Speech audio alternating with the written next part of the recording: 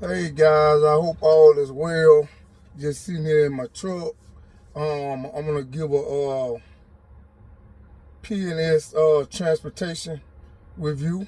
I've been with the company for about going on 4 years, and my name is Patrick Wilson for those who don't know me.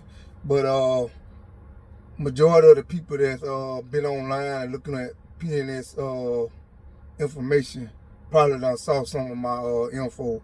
But anyway, let's get into this. I know over the past 4 years, I haven't had no issues. I'm going to jump into about the pay first. I have had no issue with payments with P&S, even when shutdowns and things like that was going on. I still hadn't had no problems with payments from P&S. Every little bit of work I ever done, I've been paid for. So they've been consistent with their pay. When I was a company driver, the 6 days holiday pay, they give you that. And then the training, I will say this, I had a lot of flatbed experience before I came to P&S. So my orientation was like 3 days. I remember that, and then I had a truck, and the next week I was working. But also, what's good at P&S, if you are fairly new, they do have a good training program. What I mean is, if you don't know how to scrap your load, they got a good securement program. And then also, if you need to learn how to use chains, a lot of drivers come in, they don't know how to scrap cores and stuff like that. They teach you all that. So for others being safe, knowing what to do for the scrapping the load, they give you a securement book. You go through the training. You can call in and get help. And that's one thing about I find too. I done been in multiple trucking jobs, and they probably the best one I've had so far. So I'm planning on retiring from P&S. There's only 2 ways that I see myself leaving at this current point. That's if I get fired, unable to truck, be able to drive. But anyways, let's get on to the next thing. Then you get your health benefits. The benefits ain't too bad for what's going on with the economy. Now, I don't like insurance across the board. I think it's a ripoff, but at least the insurance is affordable here. I've been had insurance ever since I came on with the company. And let me get into this pay again. Being realistic, because I don't like gassing up stuff. Because you got some drivers thinking they're going to come in. This definitely not one of these trucking companies where you're going to drive 1,500 miles and then you're making $1,800 a week and stuff like that. Realistically, my numbers was from, I as a company driver, I could easily make over $1,000 and come home every week. That's realistically what I could do. And some weeks it'll be on the high end. What I mean by the high end is $1,400, $1,500. That's on the high end. And on the low end, I think my lowest check was like $7.95, and that's due to a weekend, a Friday not having to load because of a holiday or something. Holiday weeks be real slow with flatbed. People who do flatbed work, they know that that's a normal thing, that you're going to have a day missing off your paycheck because of the holiday or the company shut down a day and then half a day off. So stuff like that, it affect your paycheck. Hold on, let me get into what else. And when I first started, somebody asked me this question, so I'm gonna answer that. They have a little PT like thing where you got pick up a tarp and walk 5 feet or something like that. It's nothing major. And they check your blood pressure, and of course you got to be able to pass your drug test. Yeah, they're gonna have the drug test. Someone asked me was the hair or not, but when I went, it wasn't no hair. You just a regular urine test. That's what it was. But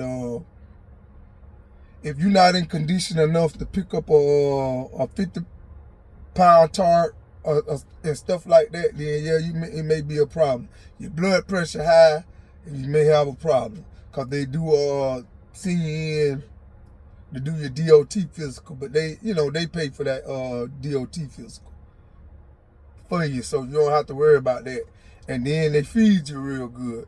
And when you come on as a driver, I just was talking to my dispatch.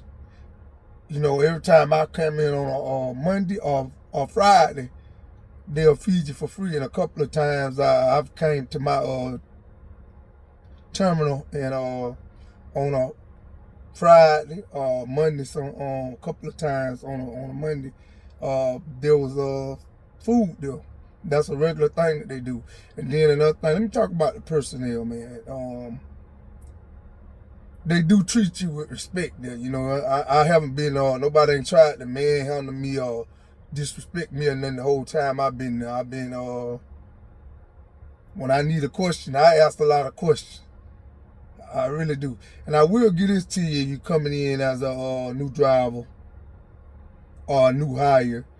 When they ask you what you like to do and you know where you like to run, you need to be putting down those things, have in mind that I like running these areas. You can't tell people I want to make $1,500 a week or $2,000 a week, and then you don't want to drive this, a short smidget. Be reasonable. You got to be willing to go out there if you want to make that kind of money. And with work being scarce, you got to be kind of flexible. But when that questioning sheet come in, what you like to run, what type of stuff you like to run, the less stuff you run, the less stuff you say you don't want to do core, you don't do the core securement course, and you don't know how to do cores, you don't know how to do steel, they're not gonna give you no steel load. And if you get in an area where a lot of steel at, you may have to deadhead to the area, to the stuff that you like to run. If you put that down, you ain't got that training, you can't get that type of load, pretty much how that go. And then the safety. This ain't safety on point. I'll tell you this. I ain't got many safety violations. But one time I was headed to a place, the truck stopped like right down the road, but when I got to that truck stop was like 25 minutes away from my drop off. So I ran out of time because I went to that truck stop. I think I got there around about 8 o'clock, but it was full. It was nowhere to park at the truck stop. So I said, well, since I'm 20 minutes and I had like 7 minutes, I know when I'm gonna get back into the job, but I had like 7 minutes to keep driving. So I drove like 15 minutes over my drive time, and safety department called me. It was around about 10:30 that night.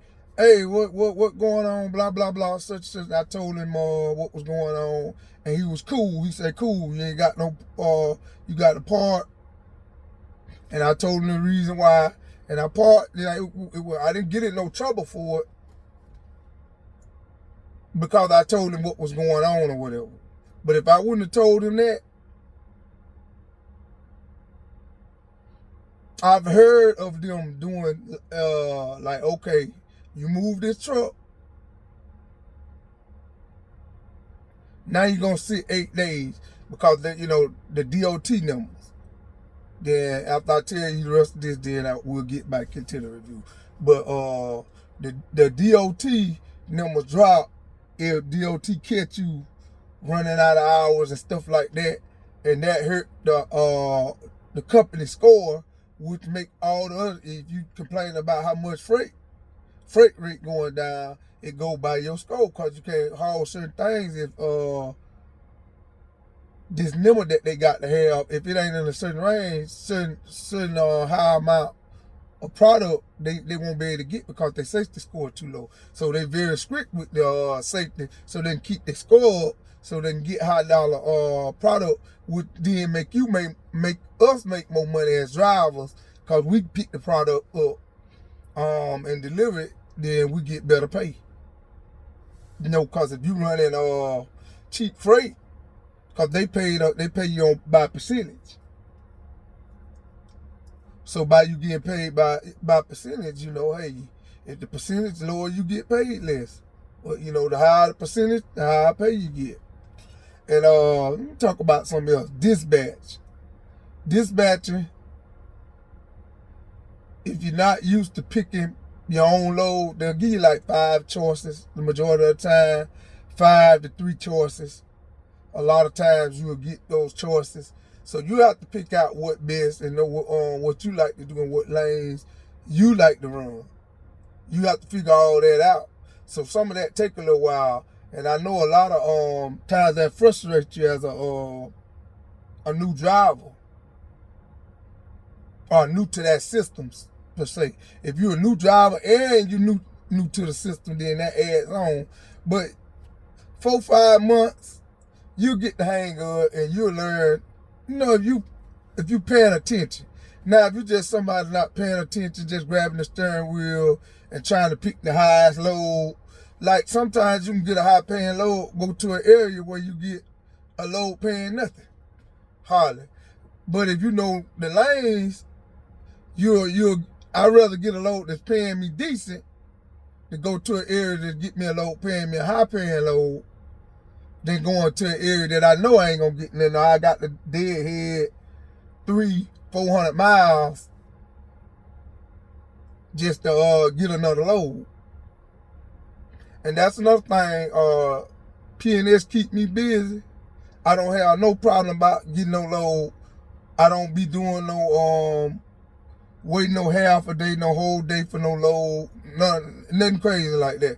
The majority of the time, they when I get unloaded, maybe 30 minutes, 30 minutes or an hour here and there. That's about it. But for the most part, 10, 15 minutes, I'm gone. So if you got any of the questions that I didn't cover about the P&S review, put your comment down at the bottom of this video, and I'll get the answer for you. And then also, like I said,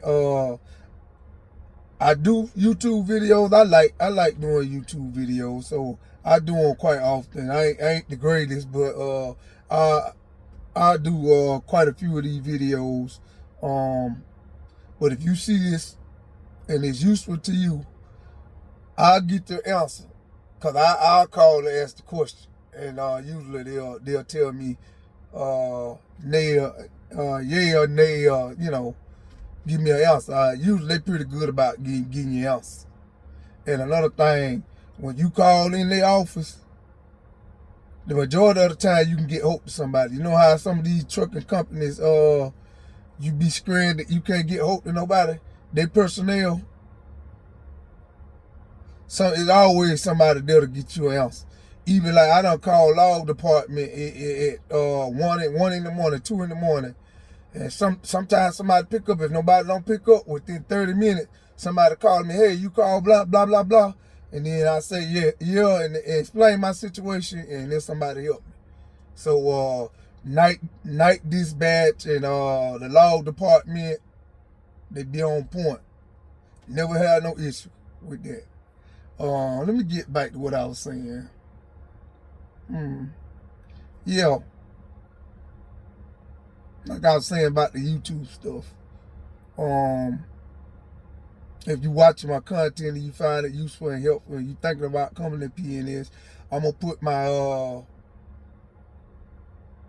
name and truck number down in the description. I might put it on this video if I got time to type it out, and you can use me as a referral if you see me on my content worthy of that. You know, if you come in, you can put my name down as a referral and my truck number or whatever. If that's what you want to do, it'll be greatly appreciated. I thought I'd throw that out there, but I make my money from driving the truck. That's how I make my money. But I say a few referrals here and there don't hurt. But y'all be safe, man. And any question you got me, like I said, put it down in there. Put it down in the comment, and I'll get an answer. I'll get an answer for you. All right, y'all be safe.